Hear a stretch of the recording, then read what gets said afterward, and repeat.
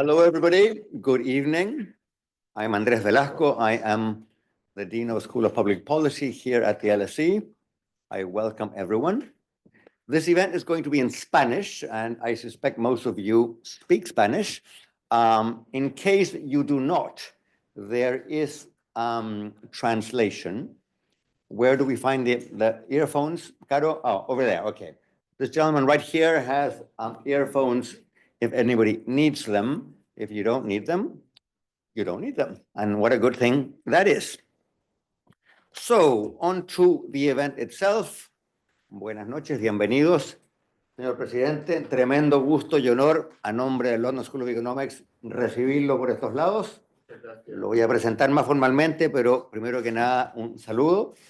Y a todos ustedes muchas gracias por estar aquí esta tarde-noche. Un par de cosas formales.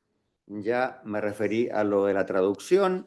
Por favor, los teléfonos celulares en modo avión para que no haya algún tipo de ruido que nos distraiga. Y finalmente, el evento, como todos los eventos del LSI, está siendo grabado y se va a transformar en un podcast. Así que estará disponible. La idea, dado el honor que tenemos de recibir al presidente Lasso, es tener una conversación sobre esas cosas que a todos nos inquietan, nos preocupan, nos motivan. La democracia en nuestra región, los desafíos que enfrenta la democracia en nuestra región, la amenaza del populismo o los populismos, el escenario internacional tan variado, cambiante e inestable, sus potenciales efectos en la región, los dilemas de la desigualdad, el crecimiento económico o la falta de crecimiento económico. La idea es que la agenda sea lo más amplia posible y el formato va a ser el siguiente. Cuando yo termine mi presentación, que va a ser muy corta, le vamos a dar la palabra al presidente. Él va a echar a correr la pelota por algunas ideas y después yo voy a aprovechar el privilegio de ser el chair. Le haré 2 o 3 preguntas. Si me entusiasmo, le hago 4, presidente, y usted me perdona. Y de ahí en adelante abrimos el micrófono para quienes están presentes aquí, también presentes online, puedan participar. ¿Les parece? Tenemos 90 minutos, así es que aprovechemos bien el tiempo. Probablemente todo el mundo en esta sala conoce al presidente Lasso, pero añado un par de pinceladas biográficas. Guillermo Lasso asumió como el presidente número 47 del Ecuador el año 2021, después de haber sido candidato en 2 oportunidades. Y aparte, por supuesto, de ese cargo, también fue el fundador del partido político Creo en el Ecuador.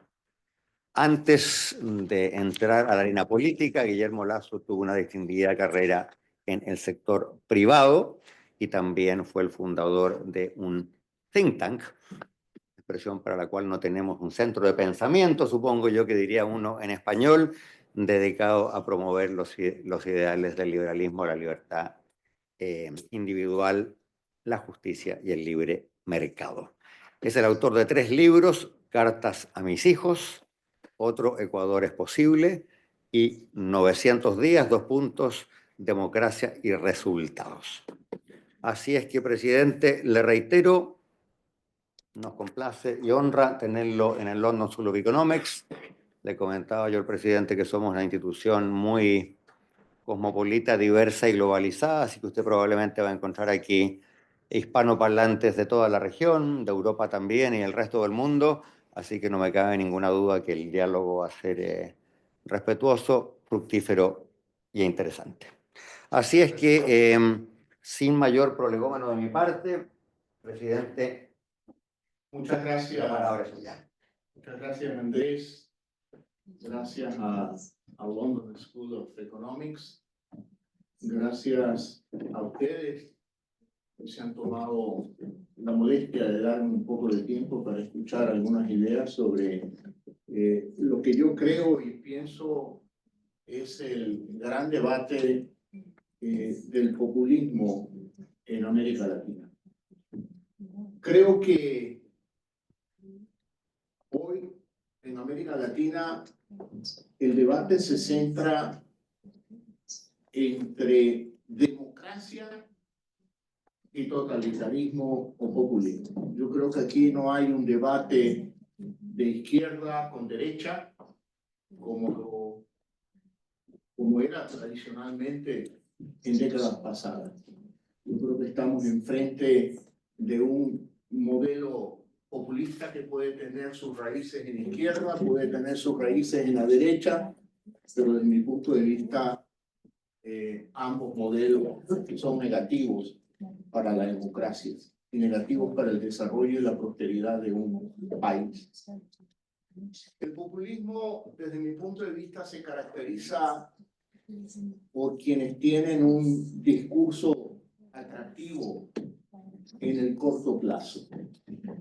Y cuando llegan al poder, en alguna medida golpean a las instituciones tradicionales de una democracia liberal. Y lo que pretenden es tomar el control total de las instituciones del Estado y permanecer en el poder por mucho tiempo.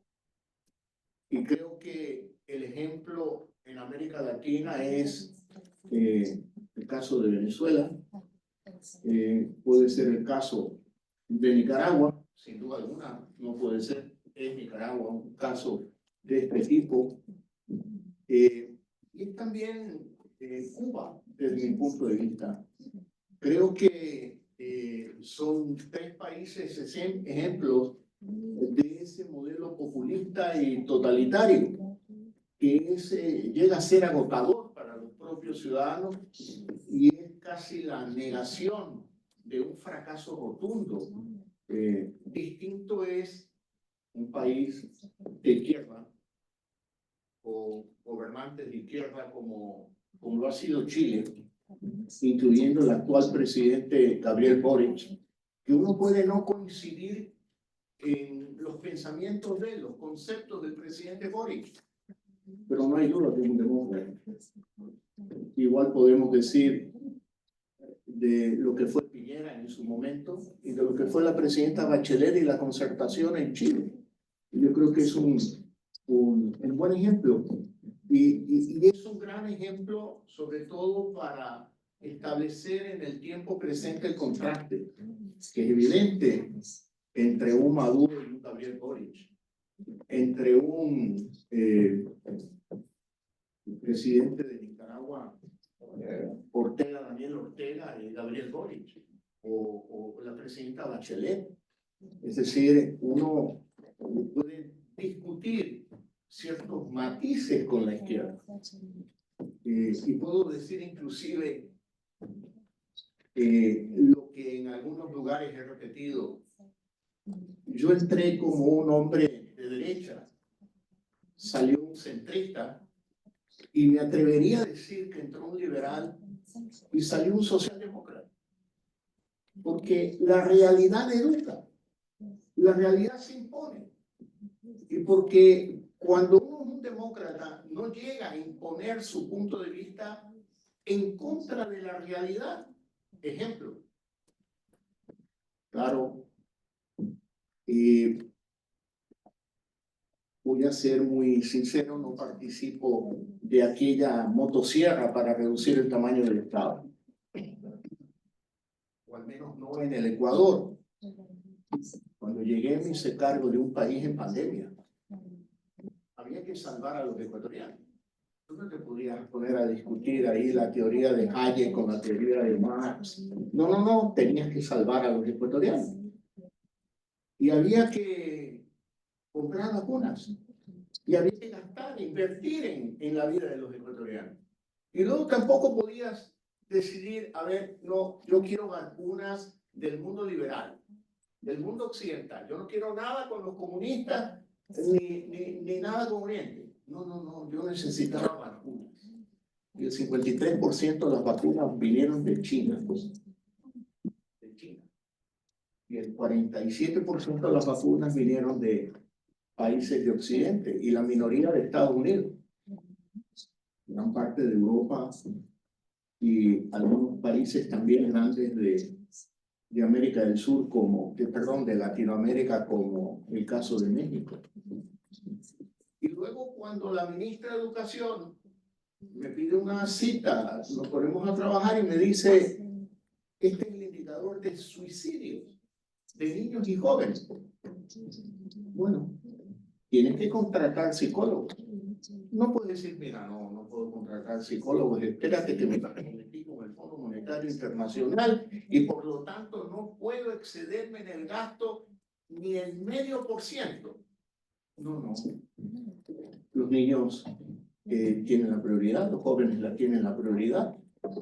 En un país donde la violencia contra la mujer es una pandemia tan grave como el COVID.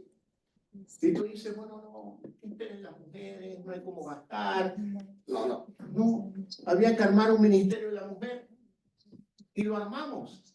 Y había que definir políticas públicas para que la mujer pueda defenderse de la violencia de su pareja. Y creamos una línea de crédito al 1% de interés a 30 años plazo. Y desembolsamos más de 250 millones de dólares en 2 años y medio para un total de 250,000 personas, 70% mujeres. Y en ese caso tú dices, bueno, un periodista que me hacía una entrevista me dijo un día, pero usted se comprometió al control del gasto y usted no se comprometió con tales y tales políticas públicas. Y le dije, mire, la realidad educa. Y cuando se ejerce el poder,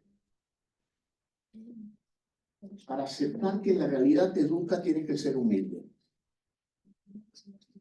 Yo creo que es una característica del populismo la arrogancia. Aquella prepotencia, donde el individuo está por encima del interés de su país. Y mantener el poder es más importante que responder a las necesidades de los ciudadanos. Yo tuve realmente que gobernar con una oposición feroz. Y tuve que echar mano de un artículo de la Constitución, una suerte de intruso en un esquema presidencialista, un artículo que responde más a un sistema parlamentario, que es la disolución de la Asamblea Nacional de manera anticipada. Yo lo hice. Y recuerdo mi diálogo con algún funcionario del gobierno que me dijo, pero en el juicio político que usted enfrenta, tenemos los votos para salvarlo. Y yo le dije, mira, yo sé que tenemos los votos, pero también sé a qué precio para el país.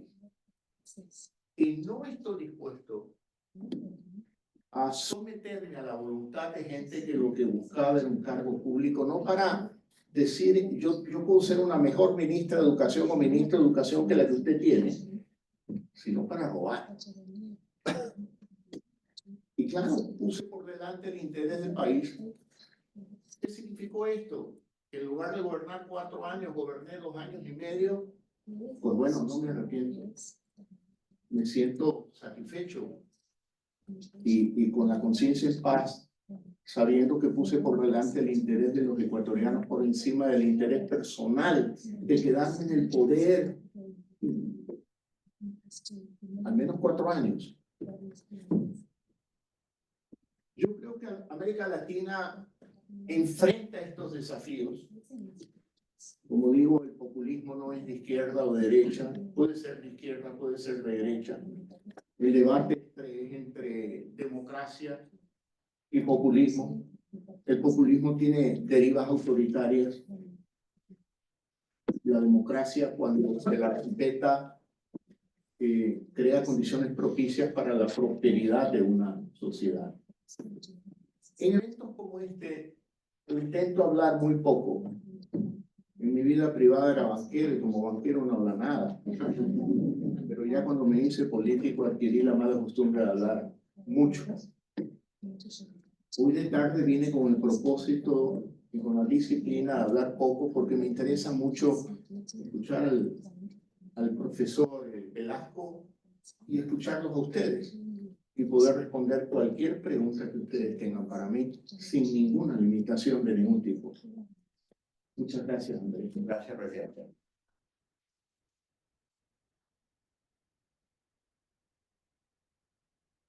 Bueno, yo voy a aprovechar el privilegio de tener el micrófono y le voy a hacer un par de preguntas, presidente, y después utilizamos a la ciencia que se permite. Yo estoy totalmente de acuerdo con usted de que el populismo tiene no solo raíces autoritarias, sino una práctica autoritaria. Y probablemente los ejemplos que usted citó son algunos de los ejemplos más escandalosos, ¿no? Estamos en Nicaragua, otro de Venezuela, en que los países que eran democráticos han transitado hacia la dictadura, sin ninguna duda. Cuéntanos un poco de cómo usted ve el otro lado de esa ecuación. Bolsonaro en Brasil fue elegido como gobernante democrático, pero mandó una turba de matones a asaltar el Parlamento. Trump ha sido elegido 2 veces, pero también mandó una turba de matones a asaltar el Parlamento. Y después hay casos más ambiguos, pero donde también uno se preocupa, o al menos yo me preocupo, por ejemplo, en el caso del hombre de la motosierra, a quien usted citó. Yo entiendo que en Argentina hay mucho descontento con la clase política, y el argentino también estaría descontento con la clase política, pero cuando uno denosta a la política y a los políticos 24 horas al día, 7 días a la semana, también probablemente le está haciendo un daño a la democracia, ¿no? Son todos ladrones y yo soy el único honesto. Bueno, esto para una futura elección o para un futuro debate no pinta muy bien. Entonces, mi primera pregunta sería, históricamente América Latina tuvo más populismo de izquierda que de derecha, pero en los últimos años, como Estados Unidos, como Europa, como la India, hemos desarrollado el segundo germen, que es el populismo de derecha. ¿Cómo entender ese fenómeno? Bueno, como lo dije, ambos son malos. El que tiene raíces de izquierda como el que tiene raíces de derecha. Amenazan a la democracia.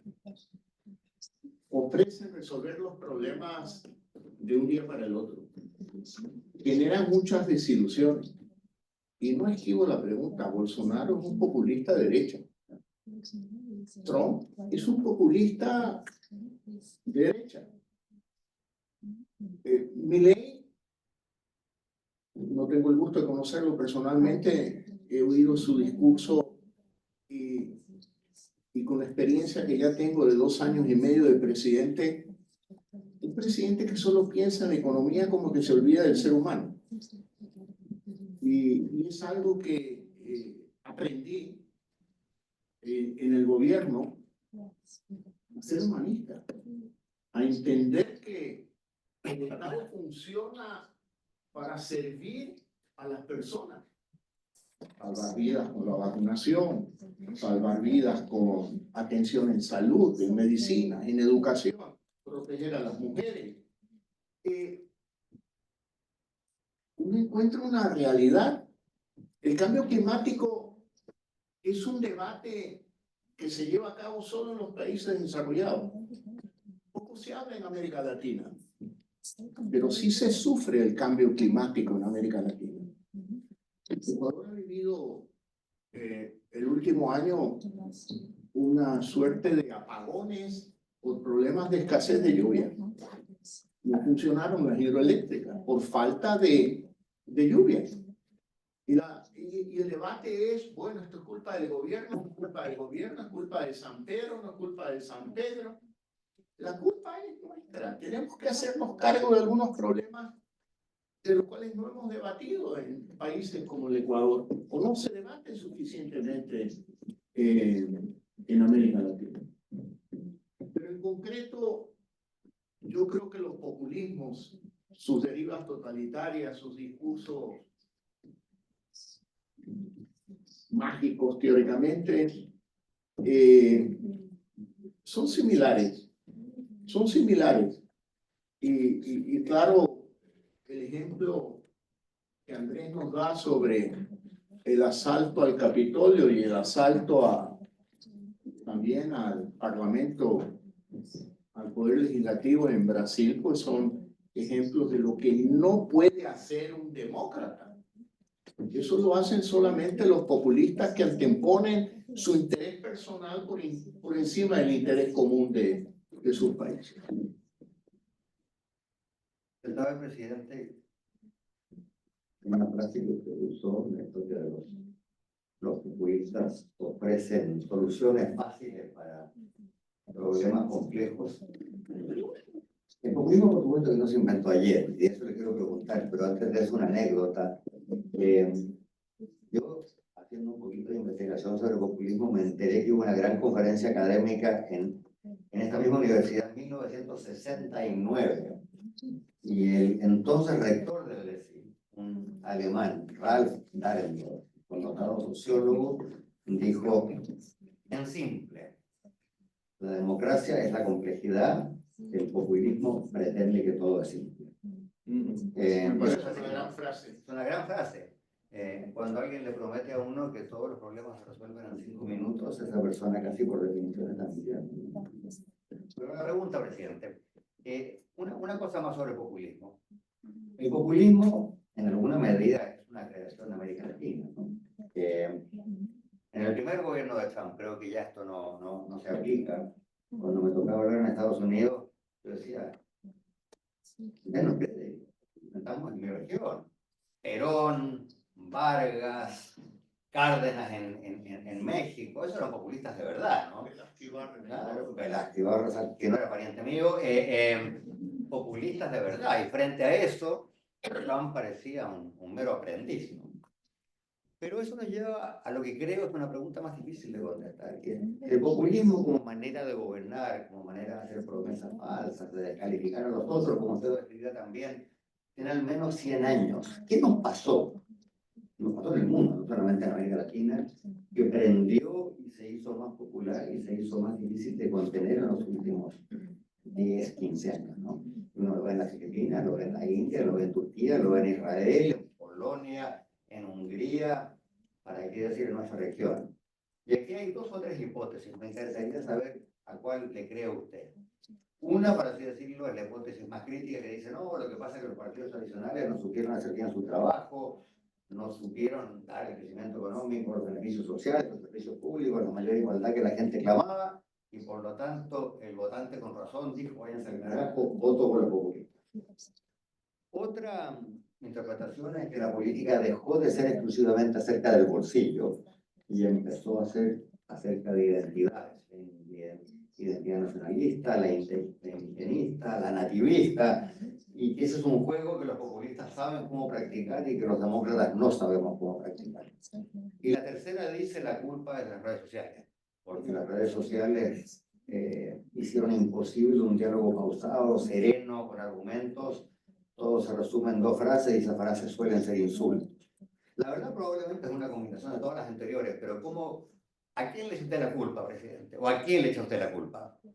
Yo creo que podemos echarle la culpa a una mezcla de las tres, pero yo le doy una relativa importancia a las redes sociales y el desarrollo de las tecnologías. De alguna manera las redes sociales iba a ser aún más,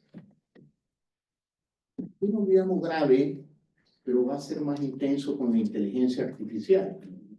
Pero las redes sociales puso en la mano del ciudadano un voto 24/7. Estoy de acuerdo con esto, no estoy de acuerdo con esto. Y los políticos, como estar en tarima o en una entrevista de televisión 24/7 y haciendo encuestas en redes sociales. Y muchas veces, por más de que el 95% piense de una manera X, la razón la tiene el medio por ciento. Pero el medio por ciento es el que grita más fuerte. Bueno, es relativo también. En redes sociales el 95% es que logra dominar mucho más y copar la opinión general. Yo creo que es un tema relativo al desarrollo de las tecnologías, desarrollo de las redes sociales.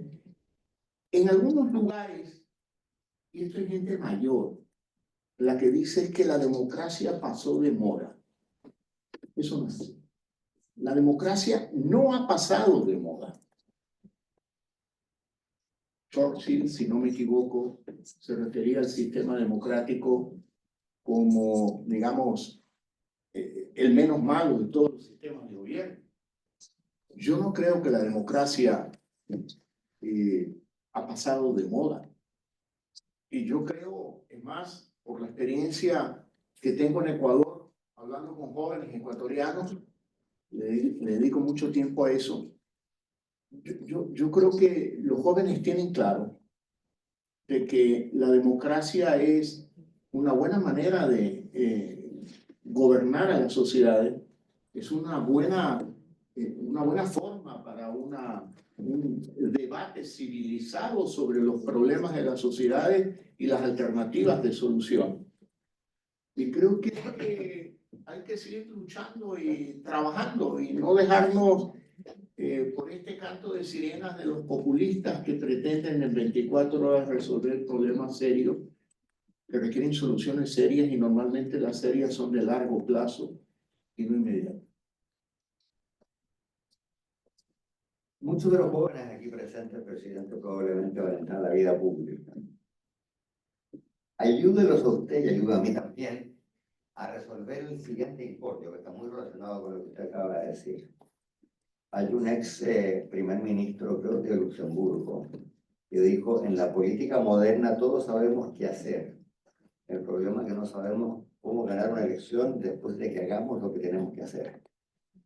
Y es otra manera de abordar los problemas, ¿no? Que las soluciones son complejas, tardan en llegar. Yo legislo hoy y los beneficios se ven en 5 años, pero en 5 años ya está mi sucesor o el sucesor de mi sucesor. Entonces, para estos jóvenes que están aquí presentes y van a ser líderes de opinión o líderes políticos o líderes de la vida pública de su país, ¿cómo seguir siendo una persona seria que ataca los problemas sin demagogia, pero al mismo tiempo ganar una elección? Usted dijo que me pareció muy notable lo que dijo el presidente, que usted aprendió mucho siendo presidente, ¿no? Porque no son muchos los exmandatarios que dicen eso. Dicen, yo siempre supe todo y sencillamente no me hacían caso. Así que lo felicito por esa afirmación. Pero de las cosas que aprendió, ¿cuáles podrían ser las más relevantes para estos futuros líderes que tenemos reunidos en este salón? Voy a tomar un ejemplo de mi gobierno. El Ecuador era el segundo país de Latinoamérica con el más alto indicador de desnutrición crónica infantil. En 180 y más años de historia republicana, ningún gobierno dictatorial, democrático, populista, institucionalista tomó el tema. Ningún gobierno. Yo llegué y el primer día de gobierno creé una secretaría de lucha contra la desnutrición crónica infantil para articular las acciones del Ministerio de Salud, de Educación, de Bienestar Social y luchar contra la desnutrición crónica. Mi propio equipo me decía, pero presidente, ¿para qué vas a hacer esto? Lucha contra la desnutrición crónica infantil. Eso es larguísimo. Nadie lo va a entender. Y además los resultados se van a ver en el mediano largo plazo, cuando tú ya no seas presidente. ¿Para qué? Y la respuesta fue porque el poder se lo tiene que ejercer con ética, en los pequeños y grandes detalles. Hay que ser ético en la administración del poder. Ese era un problema fundamental de la sociedad ecuatoriana. Había que hacerlo por el futuro del país, por muchos niños, por muchas familias ecuatorianas. Bueno, pues lo hicimos y en 2 años y medio logré bajar el indicador en 3,5 puntos porcentuales, que fue auditado por la ONU, por la Organización Panamericana de la Salud, por el Banco Mundial, por el PIB. Logramos un resultado. Salvamos 20.000 niños. Y para mí eso es importante. Mi consejo, nunca dejen de ser la esencia de lo que son hoy. Nunca. Para gobernar hay que ser idealista también. Y yo en el sector privado fui banquero. Y alguien puede decir un banquero idealista. ¿Cómo que un banquero puede ser idealista? Quien gobernó el Ecuador no fue un banquero, sino un ser humano. Y todos Todos somos idealistas en más alta o menor medida, pero no hay que abandonar esa característica fundamental. Soñador, idealista. Claro, no hay que ser ingenuo tampoco, ¿no? Pero hay que mantener la esencia de lo que son hoy. El sueño que los motiva para estudiar en London School of Economics tiene que permanecer por siempre. Y no hay que tener miedo.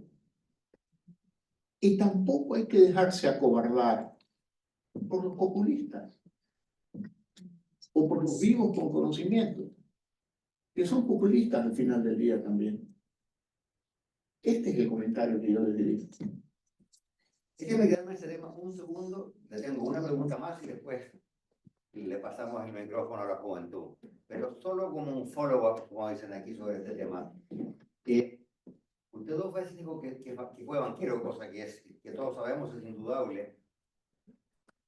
Ser político siempre es difícil. Ser político habiendo sido banquero probablemente es más difícil. Correcto. Y esto me lleva a la pregunta de la legitimidad o falta de legitimidad de las élites. Parte del problema del populismo viene del hecho que las élites tradicionales, que puedan venir de la banca o de la academia o de la clase política, siempre ha tenido que luchar con el desafío de la legitimidad, pero probablemente ese desafío se ha vuelto más cuesta arriba, ¿no? Y probablemente algunos de estos jóvenes le van a decir, pero tú estudiaste en Inglaterra, tú eres un privilegiado, ¿quién te pagó los estudios? También el tener un magíster o un doctorado en el LSI lo convierte a uno en miembro de la élite. Y por lo tanto no hay países sin élites. Es importante que las élites sean meritocráticas, abiertas y porosas. Pero el momento que alguien pasa a ser parte de cualquier élite, pasa a ser blanco de sospechas. Pasa a ser... ¿Cómo se arregla ese incordio, presidente? Cuéntenos qué aprendió usted de su experiencia.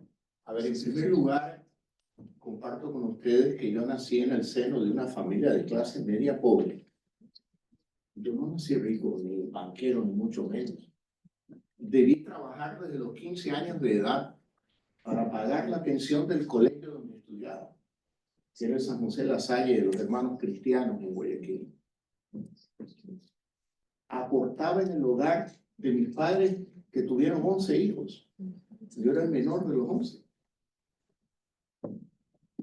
Y no pude ir a la universidad. Y no he ido nunca a la universidad.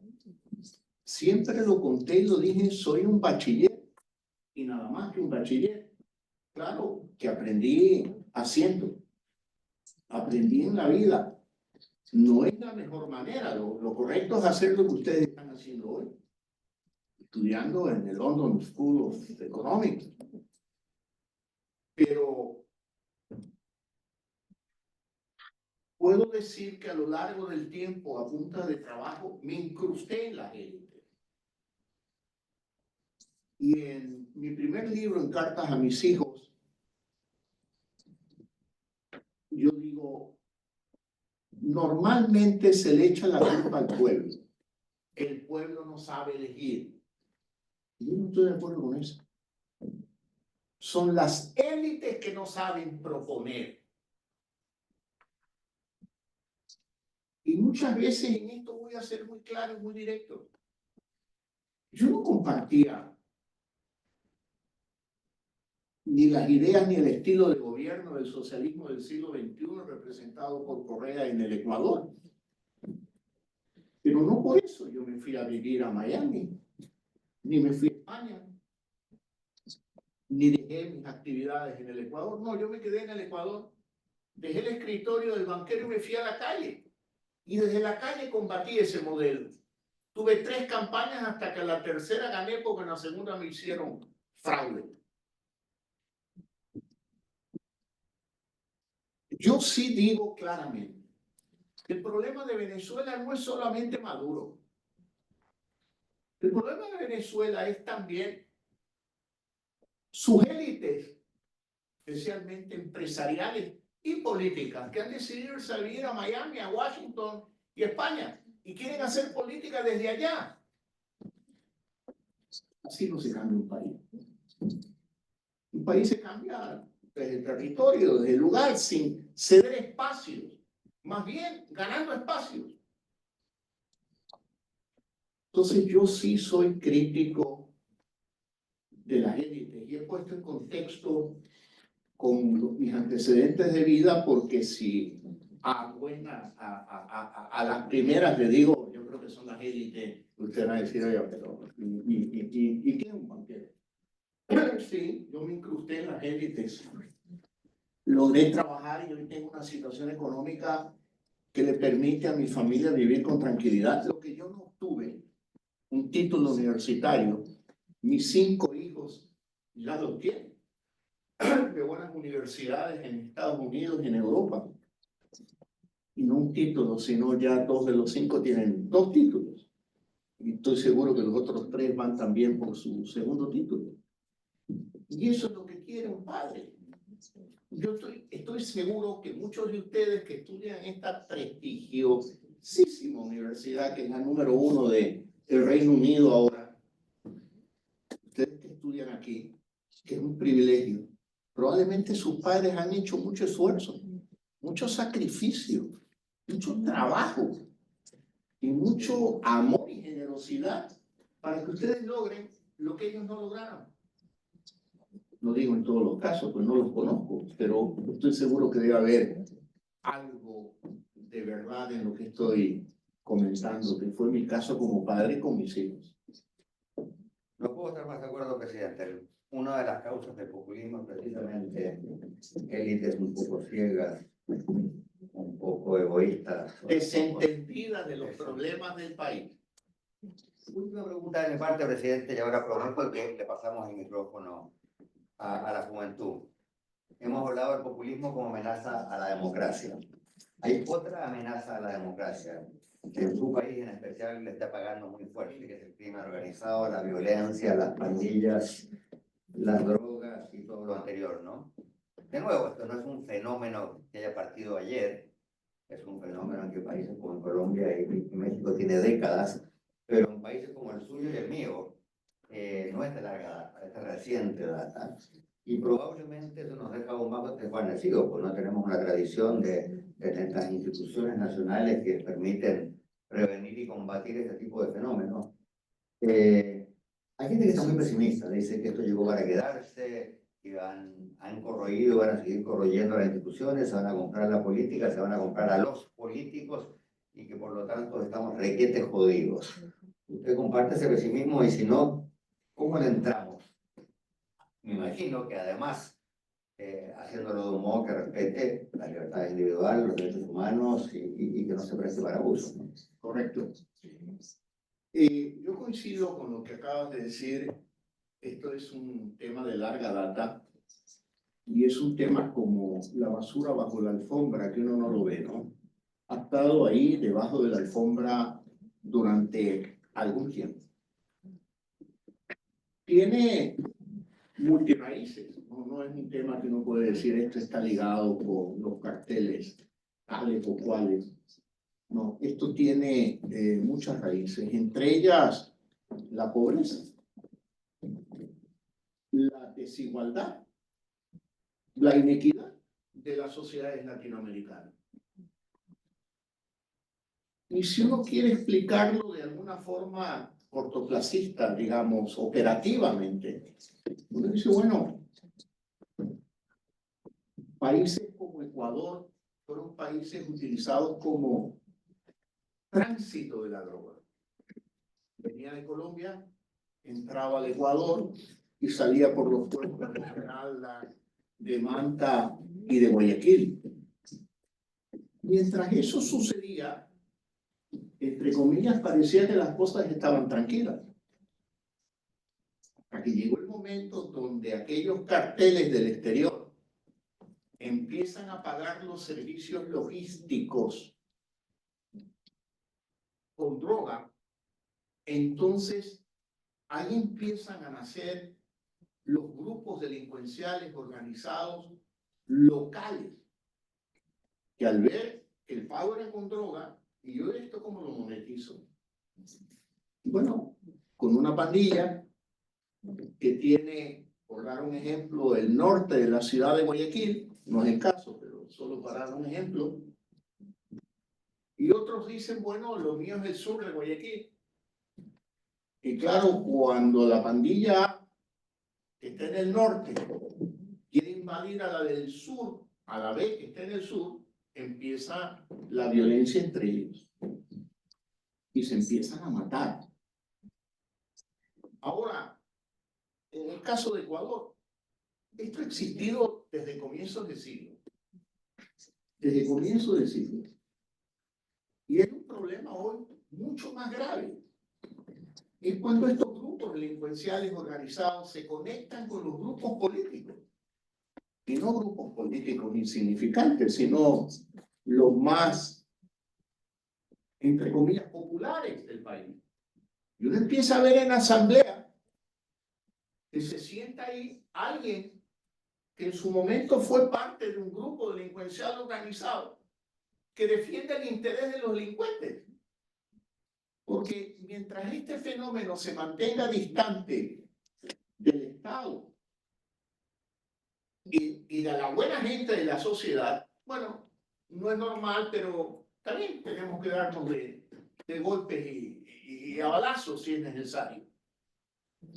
Pero cuando a aquellos grupos delincuenciales se les abre la puerta de la formalidad del Estado, tenemos un problema como el que tenemos hoy en el Ecuador. Es un problema que lo vivió Colombia con mayor intensidad hasta en la década de los 70 del siglo pasado. Eso es lo que sucede. ¿Cuál es la solución? No existe una solución mágica. No es que llega Iron Man, se pone su escudo protector y ya en 24 horas se arregló el problema. Eso no existe. Esa es una peste que llegó para quedarse por mucho tiempo. La solución, en primer lugar, un acuerdo regional. Y esto lo conversé con el presidente Petro en su momento, y él estaba de acuerdo. Un acuerdo regional.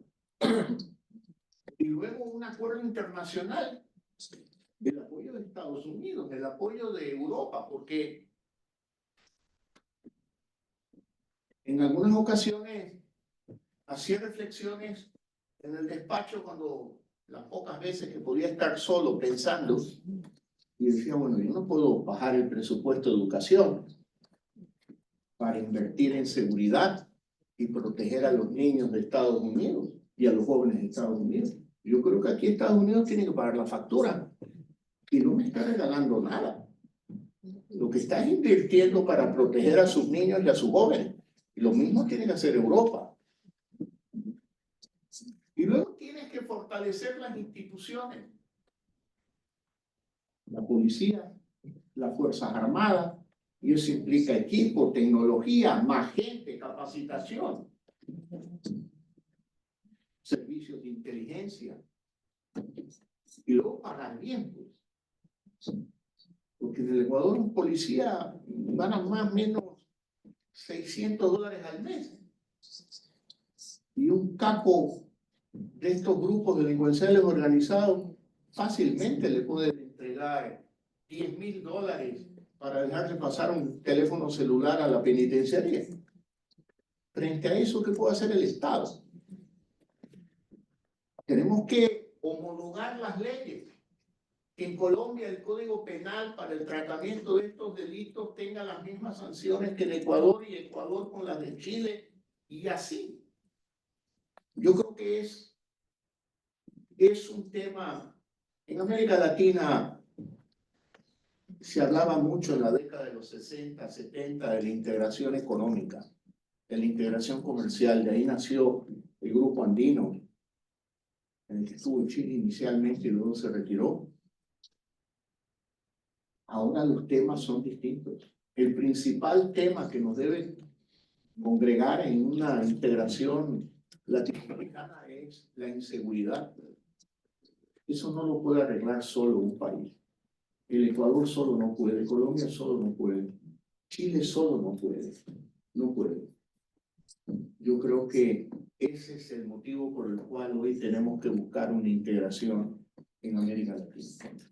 La seguridad, sin descuidar el tema de comercio, que es muy, muy importante, pero la seguridad ocupó hoy, desde mi punto de vista, la primera razón para que los presidentes latinoamericanos se reúnan y con una sola institución que represente a todos negociar con Estados Unidos y con Europa. Muy cierto, presidente, no tiene nada de fácil, por supuesto. Ya, yo he hablado demasiado. Les voy a pedir dos cosas. Que quienes pregunten se identifiquen claramente. Que no se identifican, no preguntan. Y segundo, que sean preguntas, no discursos, declamaciones o nada parecido. Corto, puntual, para que así la mayor cantidad de gente posible pueda participar. Se ofrece la palabra. Ok. Buenas noches a todos. Va a llegar un micrófono para allá. Buenas noches a todos y muchas gracias por este evento que organizamos. Usted, señor Guillermo Lasso. No te has identificado. Mi nombre es Tomasa Barranquilla. Usted, lógicamente, en el Ecuador es un presidente muy cuestionable con el pueblo ecuatoriano, donde hay dos cuestiones ahí. Una, el impacto en el feriado bancario, donde usted enriqueció de 1 millón a 33 millones en 2 años o 3 años, eso es lo que la evidencia demuestra, ¿ok? Y las decisiones tomadas durante su último gobierno, y es el alineamiento que le vinculan con los cercanos redes criminales internacionales en el Ecuador, especialmente con su cuñado Danilo Carrera. ¿Qué tiene que responder al respecto? Porque sería bueno que el público realmente se entere, porque usted dice que ha salido como un socialdemócrata del Ecuador, cuando la economía realmente dejó peor de lo que Lenín Moreno lo dejó. Muchas gracias. Bien, sobre el tema del feriado bancario, ya es algo que pasó de moda. Es una narrativa tan superada por el pueblo ecuatoriano que el 11 de abril del 2021 me eligió presidente del Ecuador con el 53% de los votos. Es decir, el 53% de ecuatorianos no compró la narrativa del feriado bancario y no lo hizo porque es falsa. Absoluta y completamente falsa. En segundo lugar, yo quiero compartir con el auditorio que cuando yo asumí el cargo de presidente del Ecuador fue el 24 de mayo del 21, en plena pandemia. La economía en el 2020 había decrecido 9,2%. Se habían perdido más de 500.000 empleos en la pandemia. Y la experiencia que había tenido Ecuador en materia del COVID era lo que se dio en llamar las vacunas PIP.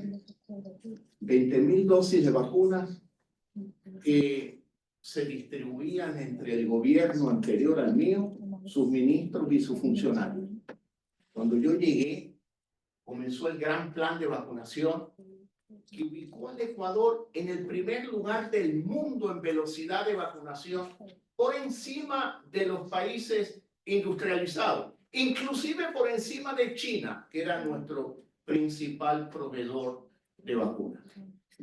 En ese año, en el 2021, donde goberné apenas 7 meses, la economía creció 9,8%. Es decir, no solamente compensamos la pérdida del 20, sino que hubo un crecimiento adicional. Y hasta junio del año 2022, un poco más de 12 meses de gobierno, se crearon más de 500.000 empleos. Y ahí está la información oficial, a la que ustedes pueden llegar a través de Google, al INEC, o pueden ir a las estadísticas del Banco Central y pueden ver con claridad la realidad. Respecto de relaciones internacionales de mi cuñado y tal, se lo digo con absoluta claridad. Las típicas narrativas que inventan los populistas de izquierda y de derecha para debilitar gobiernos porque ellos creen que son los únicos que pueden gobernar. Y que por lo tanto hay que armarles un escándalo. Y es puro escándalo, puro ruido, puro comentario, pero no existe una sola prueba de lo que usted acaba de afirmar. Gracias, presidente. Aquí les pido que no solamente se identifiquen con su nombre, sino que también nos digan de qué parte del LSI vienen y a qué departamento o instituto están conectados. Buenas noches a todos, mi nombre es Cristóbal Ruiz, estudiante del Máster en Políticas Públicas de LSI, colombiano. Muchísimas gracias por este tipo de eventos que son tan necesarios para nuestra región en América Latina. Mi pregunta es muy puntual y es, el fenómeno en América Latina del populismo de derecha e izquierda está, creo que, en su máximo esplendor. Y uno de los problemas históricos de América Latina es la falta de integración, como se ha hecho en la Unión Europea, y creo que esa visión de los demócratas que compartimos, o en mi caso personal comparto, pues es más difícil de implementar. Sin embargo, no podemos esperar a una próxima elección para avanzar. Entonces, un poco desde tu visión como demócrata, ¿qué puede hacer la democracia para tratar de avanzar en la integración regional en un momento de mucho populismo? Respetar la Constitución, respetar la ley, respetar los ciclos democráticos y no desesperarse. Porque muchas veces dicen, bueno, pero es que yo tengo la solución mágica, yo soy Superman. Por lo tanto, que de aquí se vaya Dick Tracy, que tiene Superman ahora, y no perdamos más tiempo. Eso no funciona. Eso no funciona. Países como el tuyo, como Colombia, en las últimas varias décadas, ha logrado ser un país institucionalmente respetable. Institucionalmente respetable. Yo discrepo de las ideas del presidente Petro, con quien mantuve una buena relación como presidente del Ecuador. Discrepo de sus ideas. Pero me parece respetable que en Colombia nadie esté debatiendo un juicio político contra Petro para que se vaya antes de su ciclo de gobierno. Y eso es importante. Eso es muy importante. No hay que valorar los problemas que uno no tiene. Y Colombia no tiene ese problema. Que sí lo tiene el Ecuador. Gracias, presidente. Voy a tomar una pregunta del lado de acá para hacer... Dale. ¿Cómo está, presidente? Juan Ignacio Correa. Quería preguntarle, Perdón, ¿de qué del parte Departamento de Psicología de la Universidad. Pero ecuatoriano, ¿no? Ecuatoriano. Le quería preguntar si es verdad que, o sea, plantea ideas muy importantes y muchas de ellas son formas de ver hacia atrás, hacia su gobierno, pero también son formas que le permiten a muchos futuros líderes aprender una forma de entender la política. Y los libros son importantes, pero sí me gustaría saber qué otro tipo de, quizás Aznar en España creando institutos, quizás en Latinoamérica, qué tipo de iniciativas a lo mejor a ustedes se ha pasado por la mente en cuanto a trasladar sus conocimientos de una forma más continua, desarrollando liderazgos jóvenes en el país. Eso me interesaría mucho conocer. Te agradezco mucho la pregunta porque me dan la oportunidad de explicar qué hago hoy. Dejé el poder el 23 de noviembre del 2023. De allá para acá han pasado 15 meses o 14 meses aproximadamente. Y yo tomé una decisión de vida muy clara y muy firme. Voy a dedicar el resto de mi vida a promover desde la oficina del expresidente Lasso, que hoy existe, que queda en el edificio La Previsora de la ciudad de Guayaquil, varios temas. El primero, la lucha contra la desnutrición crónica infantil. Es muy importante mantener la continuidad de la política. Penosamente acabo de enterarme hace una hora viniendo para acá que ya han descontinuado la encuesta para sacar el indicador del año 2024. Y la encuesta es fundamental para saber el nivel de problemas que tienes y dónde lo tienes. Segundo, se ha descontinuado el presupuesto para los bonos y subsidios que requieres tanto para la madre gestante como para el niño. Y he creado una fundación, que es la Fundación Ecuador Crece Contigo, que es un altoparlante para advertirle al Ecuador lo que me acabo de enterar y advertir los riesgos de descontinuar una política que requiere, como en Chile, que fue iniciada por Salvador Allende y que cuando llegó Augusto Pinochet dijo, cambiemos todo, pero esto no. Y Chile ha mantenido la política y Chile es el país con el menor indicador de desnutrición crónica infantil de Latinoamérica. No pasa del 1.4 o 1.5%. Es muy bajo. ¿Gracias a qué? La continuidad. Ese es un tema. Un segundo tema, estoy nuevamente retomando actividades del tanque de pensamiento o del centro de pensamiento que es la Fundación Ecuador Libre, desde donde precisamente trataré de promover nuevos liderazgos políticos en el Ecuador, incentivando a los jóvenes. Parece un poco divertido, pero hemos creado un programa que se llama la Pizza Democrática. Y la Pizza Democrática no es sino un evento donde comemos pizza y hablamos de política con los jóvenes. Luego, desde ese centro,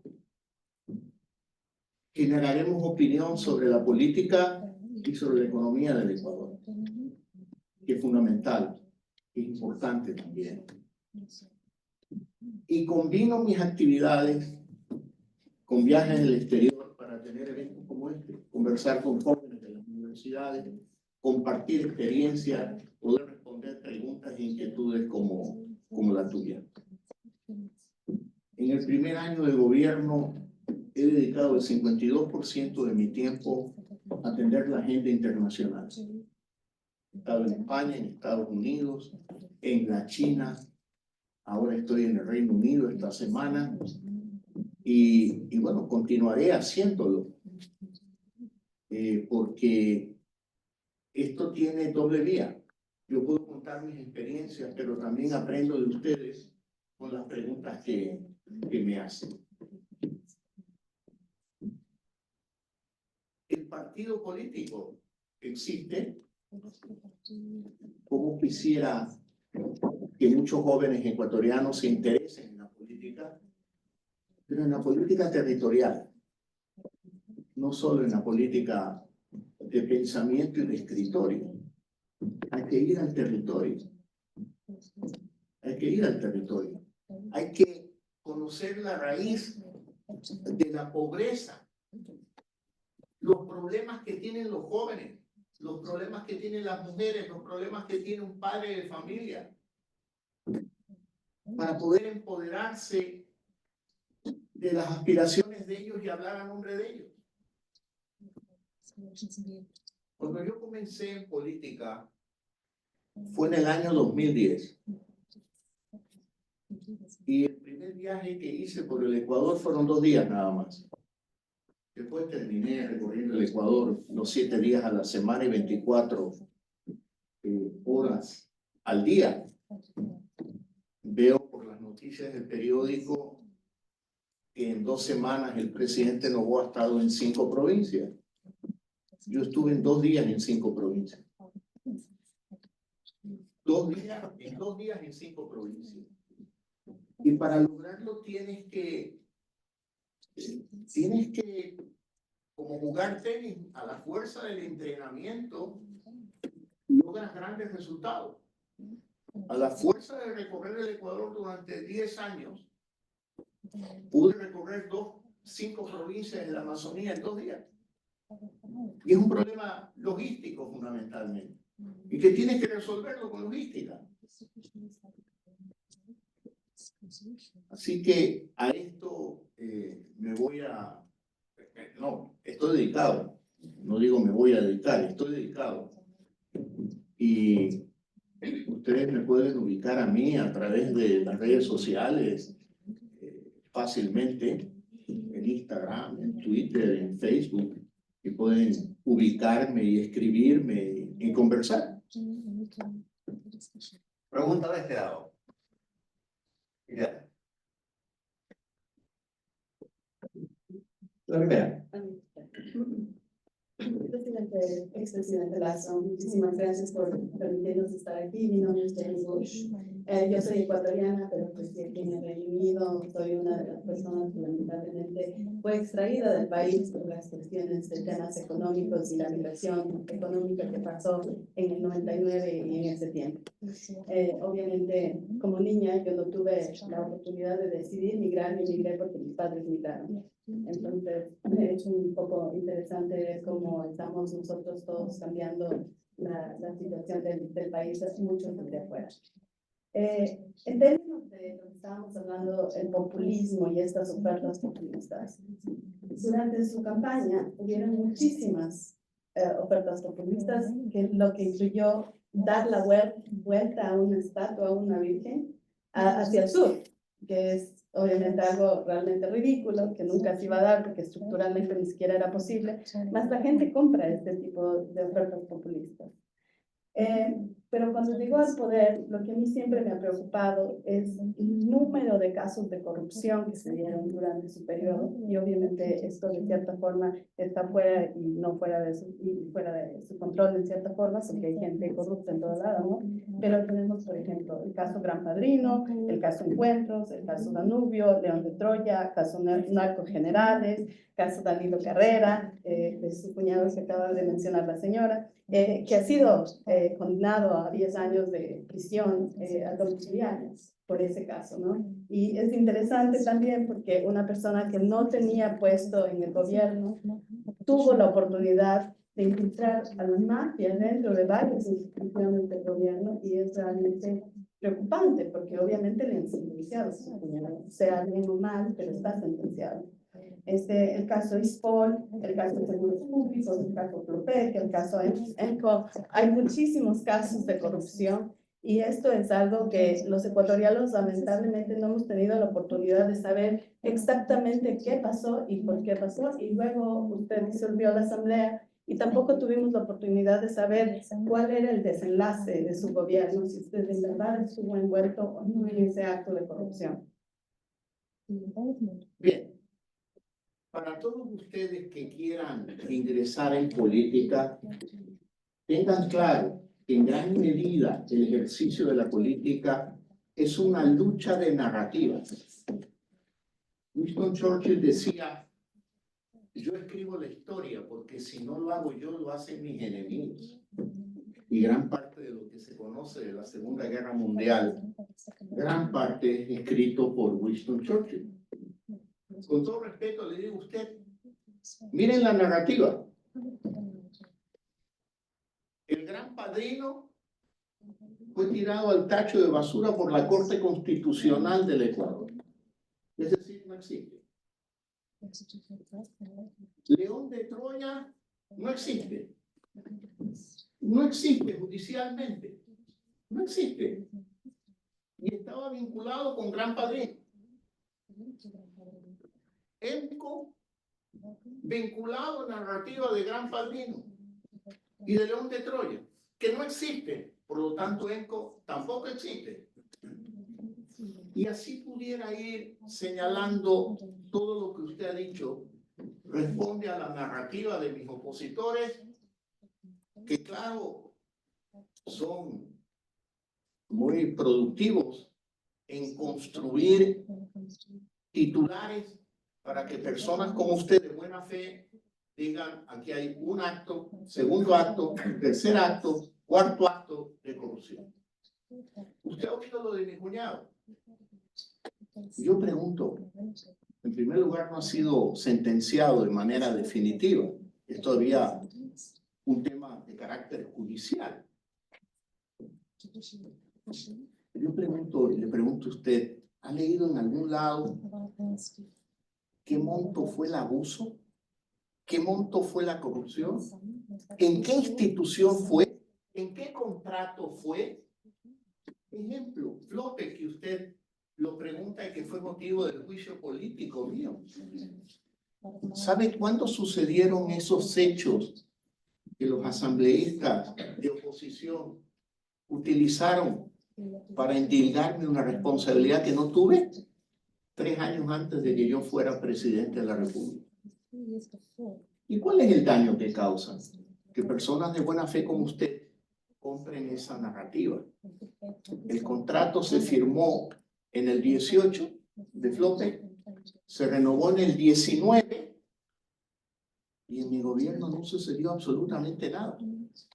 ¿Cómo se puede enjuiciar a una persona por hechos sucedidos antes de que ella nazca?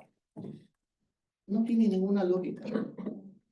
Y esta es la realidad de lo que le puedo decir. Esta es la realidad. Lo que ha habido es un sinnúmero de titulares para referirse a un hecho que la Corte Constitucional lo tiró al tacho de basura.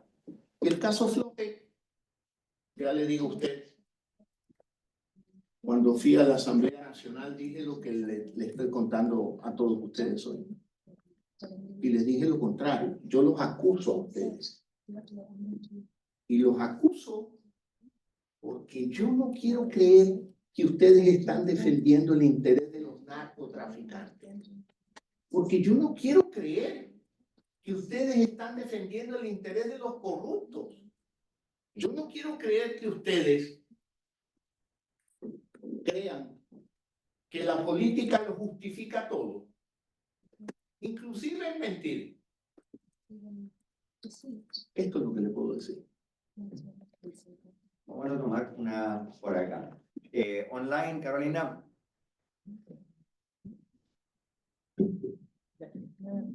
Pregunta de Doménica Ávila, que es alumni ecuatoriana del máster en Administración Pública de ESI. Y quería preguntar, en el contexto de las elecciones actuales de Ecuador, ¿qué opina usted de la propuesta de varios políticos, incluyendo el presidente Noboa, de cambiar nuevamente la Constitución? ¿Y cómo cree usted que el populismo usa las asambleas constituyentes? Sí, es una buena pregunta. Acabo de leer en las redes sociales que el candidato y presidente Noboa plantea una constituyente en caso de ser nuevamente electo presidente del Ecuador. Yo ahí tengo una observación netamente práctica. El proceso, el trámite para llamar a una constituyente en Ecuador toma no menos de 2 años a 2 años y medio. Es decir, lo único que tuviera el país es pensando en un tema político y postergando los problemas de fondo que tiene, como el de seguridad, el de pobreza, en materia de déficit, en materia de educación, de salud, etc. Por lo tanto, yo he escuchado y digo, bueno, ver para creer. A ver si eso realmente es posible. Un país como el Reino Unido no tiene constitución. No tiene constitución. Y es una prueba de que en alguna medida se puede gobernar y vivir sin constitución. Ese es el ejemplo del Reino Unido. Yo creo que los gobiernos deben dedicarse a los temas de fondo.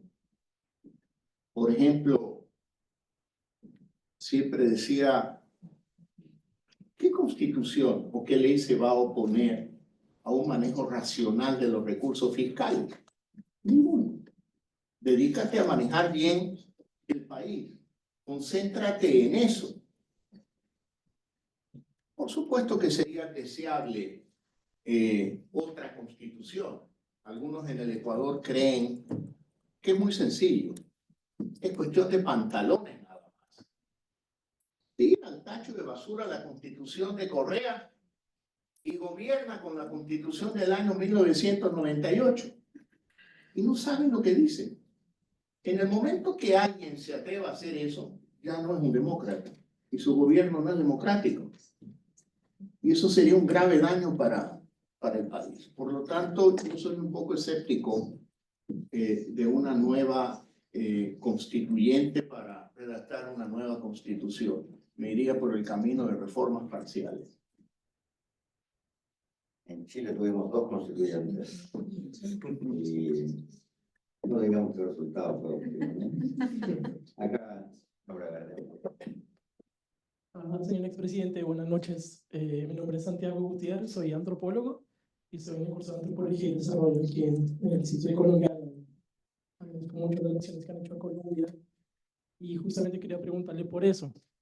En Colombia nos preciamos de tener una de las democracias más estables de América Latina, si no es la que más.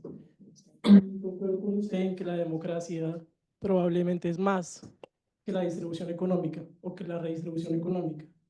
Pero en países como Colombia, donde el número de desplazados internos es casi 6 millones, que el número de asesinatos selectivos rivaliza incluso con sistemas autoritarios abiertamente reconocidos, y el número de personas que han sufrido la guerra es altísimo, ¿no nos invita esto a pensar o a repensar los beneficios de la democracia como el mejor sistema posible? Teniendo una democracia tan larga y una desigualdad igualmente intensa, ¿no nos invita a pensar sistemas políticos más allá de esto? Muchísimas gracias. Yo creo que todavía no se ha inventado un sistema político que sustituya a la democracia. Si quizás yo estoy desinformado y alguien me ayuda, lo agradeceré mucho, pero creo que hasta hoy se ha conocido un sistema que sustituya a la democracia. Y no es que tú eres un demócrata y postergas el manejo de la economía, no, no. Es que la democracia es el mejor sistema de gobierno que te puede permitir alcanzar la prosperidad y tomar decisiones sobre políticas públicas en materia económica, en materia social, de manera serena y sensata. Entonces, no hay que pensar democracia o economía, no. Democracia es el marco fundamental para poder aplicar políticas públicas virtuosas en materia económica y social. Y política también. Voy a tomar una aquí del centro. Ahí atrás al fondo, por favor. Al fondo, sí.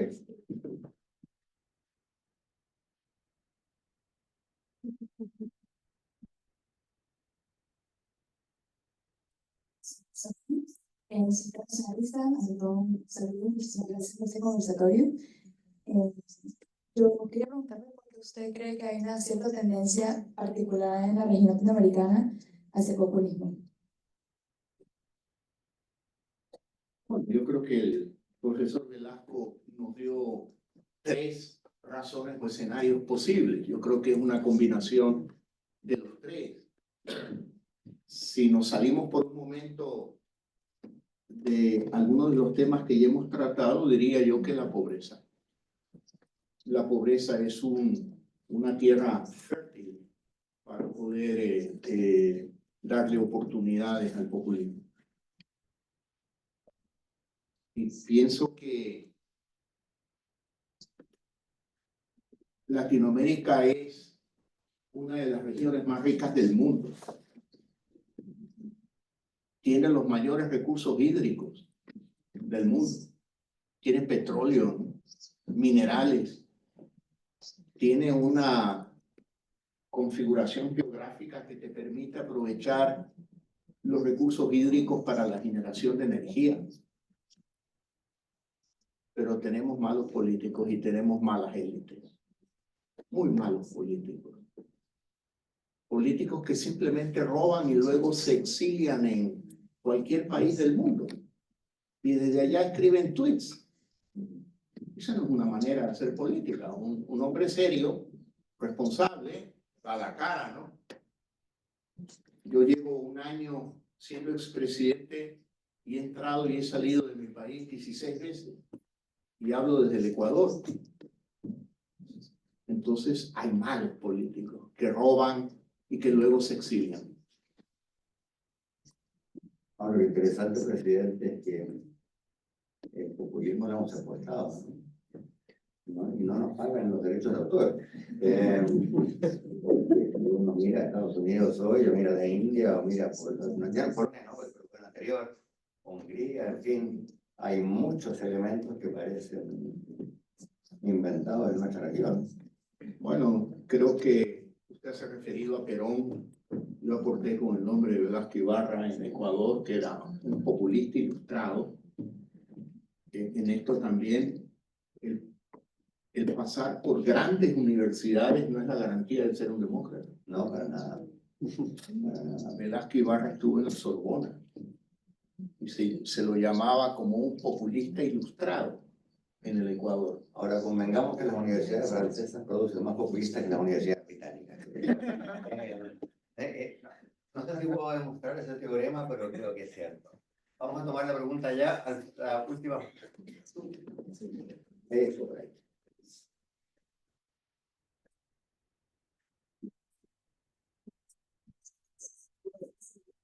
Mi Hanna, soy del Departamento de Relaciones Internacionales, soy alemana, pero he vivido en Ecuador por algún tiempo.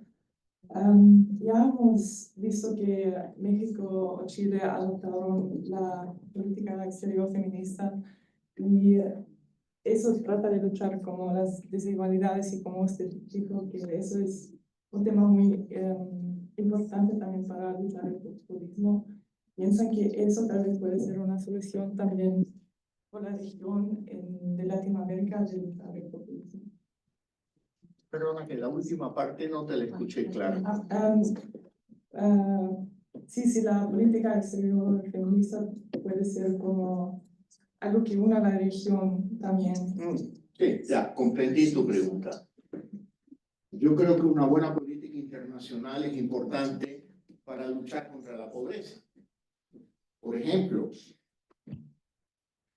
yo definí en una frase muy sencilla mi política internacional. Más Ecuador en el mundo y más mundo en Ecuador. Es decir, Ecuador es un país abierto en materia económica, en materia de arte, de cultura, de todo. En materia económica logré un acuerdo de libre comercio con la China. Una sociedad de 1.400 millones de habitantes. Más banano vendido en China es más empleo en el Ecuador. Más empleo es menos pobreza. Por lo tanto, una herramienta de lucha contra la pobreza y contra el populismo también es la integración global. Porque el mundo genera oportunidades, como el caso que te he comentado como un ejemplo, el de China. En mi gobierno se negociaron el de China, Costa Rica, Corea del Sur y Canadá. Ya están operativos el de Costa Rica y el de China. Y el de Corea, bueno, todo país tiene su dinámica, hay procesos de traducción del inglés al coreano que toman su tiempo y de repente, pero creo que la política internacional puede contribuir a la lucha contra la pobreza y a la lucha contra el populismo. Presidente, yo creo que ella le añadió un apellido que me costó entender, así que quizá usted no lo escuchó. ¿Cuál? Ella citaba la política internacional feminista. El presidente Boric y la presidenta Sheinbaum de México han declarado que su política internacional es feminista. ¿Usted haría una política internacional feminista, presidente? Yo lo que implementé es una política local feminista. Mi gobierno creó el Ministerio de la Mujer y Derechos Humanos y armamos una agenda en el ministerio que nació de las mujeres ecuatorianas, de ellas. Realmente no puedo decir que en los 2 años y medio de gobierno mantuve una relación internacional en función de la política feminista, pero localmente sí creamos el Ministerio de la Mujer y sobre todo creamos políticas públicas desde centros de acogida para que la mujer en situación de violencia pueda ser acogida por el Estado, tenga asesoría de abogados, psicólogos, pueda pasar una noche con sus hijos y esté protegida. Y luego la consolidación de una autonomía económica, porque para mí el problema de la violencia contra la mujer, desde mi punto de vista, la herramienta más importante es la autonomía económica. Porque muchas mujeres soportan la violencia porque el proveedor es el agresor, el proveedor de recursos económicos. Y por eso creamos esta línea de crédito del 1% a 30 años, donde el 70% de aquellos créditos los recibieron las mujeres. Pero no, mi política pública no se basó en conversaciones ni con Claudia Sheinbaum ni con ningún otro presidente de otro gobierno, ni el presidente Boric. Claro, tenemos una última pregunta que sea online. Vamos a ver entonces aquí el centro que no se ha manifestado, el hombre de camisa blanca. La tuya es la última pregunta. Buenas noches, muchas gracias. Habló de la importancia de las instituciones hoy. Y el profesor Velasco tiene dicho respecto a los populismos y al centro que no entusiasma a nadie. Dice.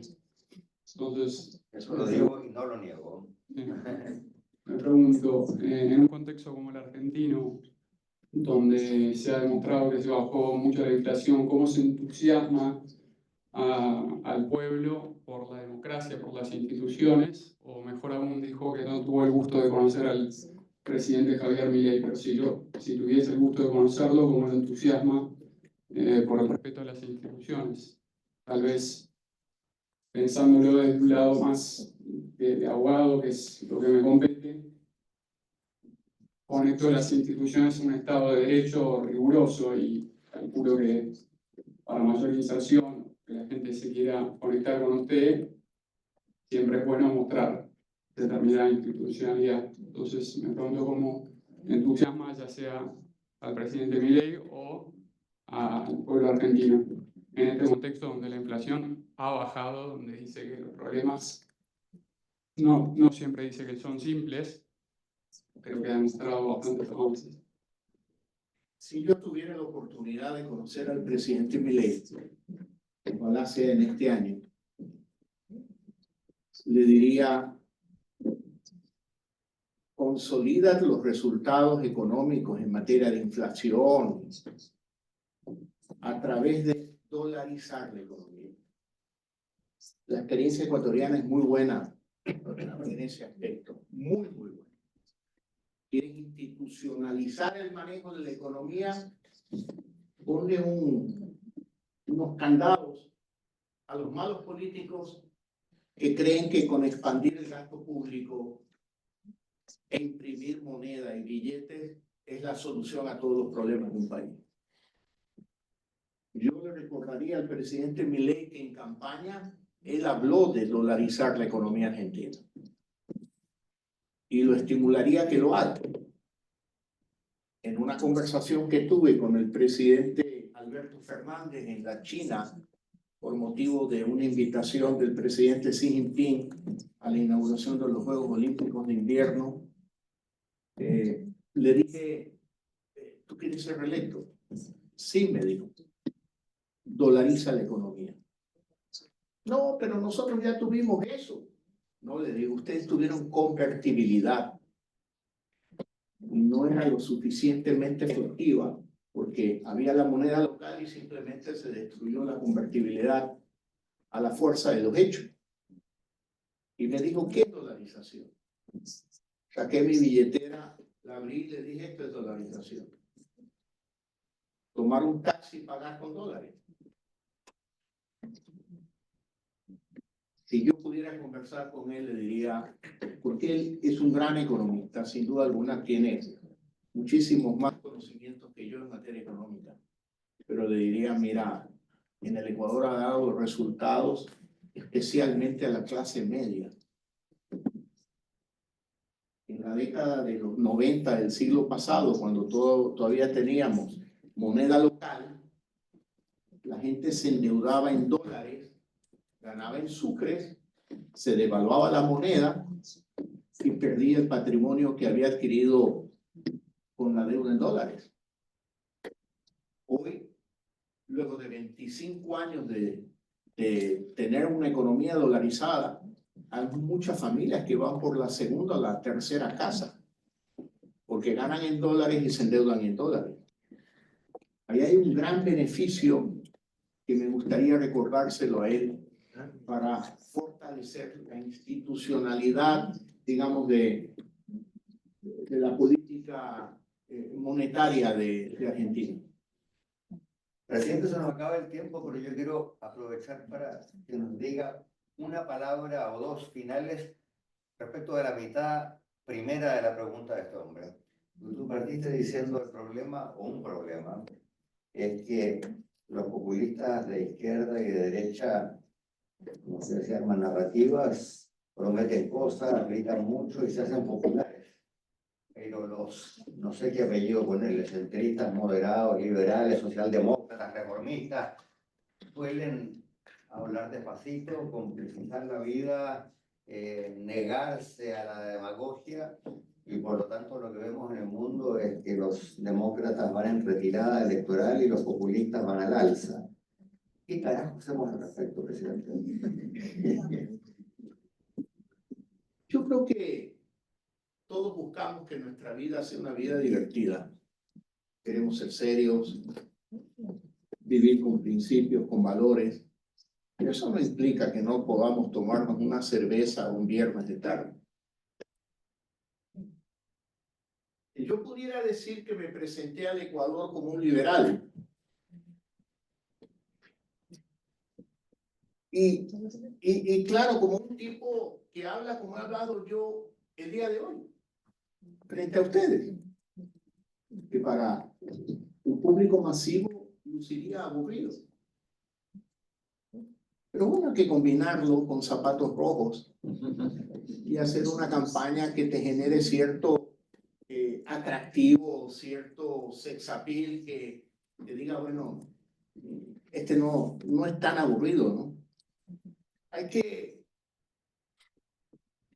saber moderar, mezclar las posiciones para poder lograr el éxito. Bueno, con esas palabras vamos a despedir al presidente Lasso, le vamos a decir gracias por dedicarnos este tiempo. Yo les voy a decir a todos ustedes gracias por haber venido. Creo que el ejercicio se aprecia de tener un diálogo civilizado, estemos o no de acuerdo, y este ha sido un buen ejemplo de ese principio. Así que gracias por estar.